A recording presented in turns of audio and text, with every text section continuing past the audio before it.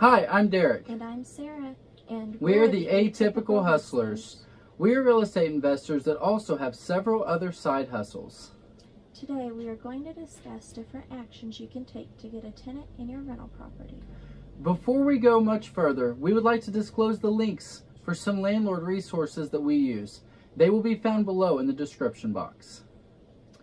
These are affiliate links that can help us out a little. We appreciate any support. Now, let's get started. I've got great news following that disclosure. Most resources we'll cover in this video are free to use. That is great news, but first we need to do a little due diligence and figure out our rental rates. If you are asking too much, then it may never get rented out. It's very easy to figure out what your property should rent for. Drive around the neighborhood and call on other properties in the area. And, of course, simply by looking online at other rental ads is a great way to get an idea of rents in your area. Coming to a conclusion on a certain price point is a strategy in itself. Try to avoid letting your rents amounts end in zeros because they will not show up in as many search results, and it will make your tenant feel like they're getting a better deal. For example, if you're wanting to rent it for $1,000 per month, then go ahead and set it for $9.95. The reasoning is because there will be significantly less properties posted at $9.95 than there are posted at $1,000. Always remember though, it's better to price high than to price too low. Remember when making any ads to market the community, not just the house, school districts, local parks, and community centers all may be big incentives that other properties may not have. Always use these strategies to try and upsell your property.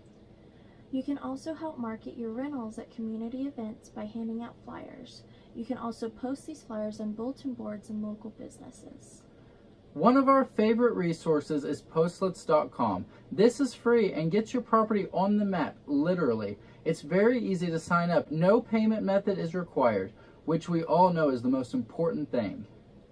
You will start off by filling out your contact details and then the property description. The best part is the fact that Postlets duplicates your posting and puts it on Zillow, Trulia, and HotPads. And that's a lot of exposure. Another good place to post your property is on Craigslist. We know that Craigslist gets a bad rap, but we've been using it to rent out houses for years. Other free options include social media platforms like Facebook, Instagram, Twitter, and LinkedIn. Properties can be posted for free on all social networks. Literally, the options are endless when it comes to these social media platforms. You will have the options on these to do paid ads and to really generate a bunch of prospective tenants through targeting of locations or other demographics. This is a strategy we have used time and time again. It's really important to look at the cash flow of the property and see how long you feel like you can afford to have it vacant. It may be worth spending a few $100 on a good paid advertisement on Facebook to get a giant prospective tenant list over a weekend. As landlords, we never want them vacant, but if we feel like we can hold out for that perfect tenant, then that's always what we do. What is a perfect tenant? We all have different perceptions of this, but we always make sure to background check our tenants. We use this awesome company called directscreening.com. Their background checks range from $5 up to about $40 depending on how in-depth you would like to go. We typically settle for one that's around $20. However, we do not background check every single applicant. This is also an excellent resource for all of you business owners out there that need to check out an employee before you hire them. The link is in the description if this is something for you. Is your local economy struggling? Sometimes properties are surprisingly difficult to rent out. Offering move-in specials and lowering rent for a set period is sometimes a good route to go. Sometimes we offer a discount off their second year when they first sign their lease. This is an incentive for them to stay longer and an incentive for them to pay on a timely manner. Build yourself a prospective tenants list.